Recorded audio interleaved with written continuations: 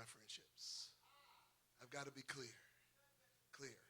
There's a parenthetical note here that I want you to take, and that is not only do you have to be clear with what you want in your friendships, you have to be clear about what you want in any relationship. If you're going to enter into any relationship, if it's a business relationship, if it's a marital relationship, you have to be clear on what it is you want. Listen to me carefully, dear friends. If being vague is the way to con somebody into the relationship, you'll have to con them for the entire relationship. You'll have to con them for the rest of your life, and you'll always have to remember everything you said or everything you intended or everything you promised to keep them in the relationship. And that, my friend, is the classic definition of a hostage. Against their will, but you keep them there. You ain't going nowhere. You end up with a collection of people that really you don't need to call friends. You need to just say, these are happy hostages.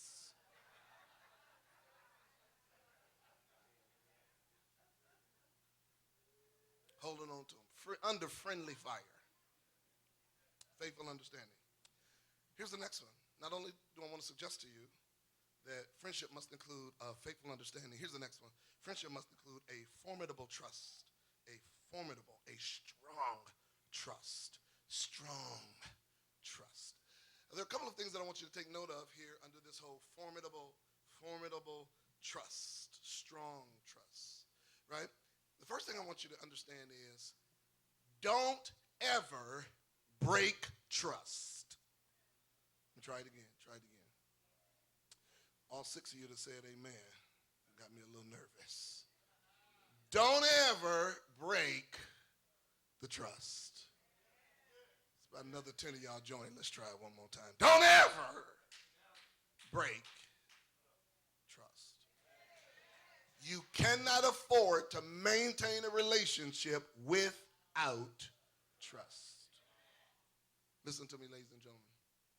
If you're in a relationship, you have a friendship, and that friendship is based on a formidable trust, if you break that trust, you may be able to mend the relationship, but not so easy with the trust.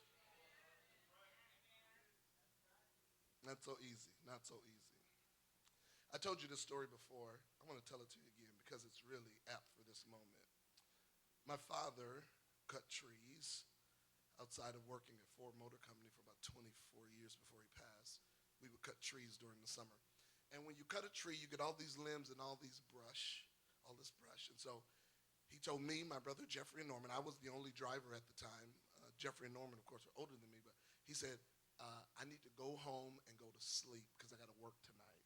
Y'all take the brush to the city dump.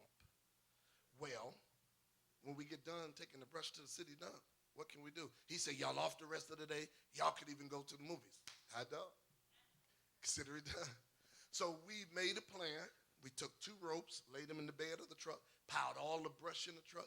Then we tied the brush down, tied it to the truck. Great plan, got it going.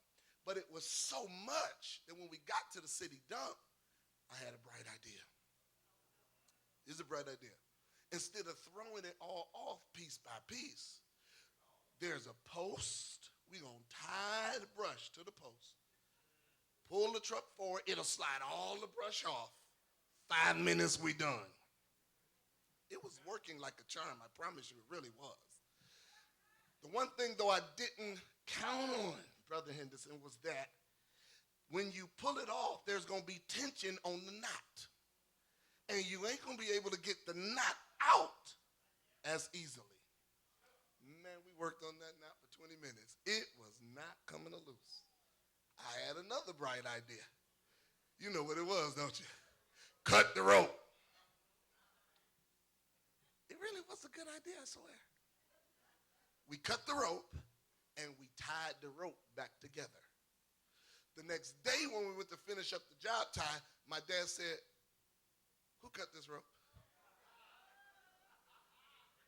My brother Norman and Jeffrey, they didn't say anything, Ron. They just did like this. I looked around, and I was the only one standing there. I did. He says, don't worry, you're not going to get in trouble, Brian. He says, I want to tell you what you did. He said, here's how much I paid for this rope. He says, this is how strong the rope is supposed to be. He says, even though you retied it together, it will never be as strong as it was originally because you've cut it and tried to put it back together again. Trust is the same way. It'll never be as strong as it was when you break it and try and put it back together again. Strong trust. Strong trust. What does strong trust look like? There's a note that I want you to take. Strong trust looks like confidentiality.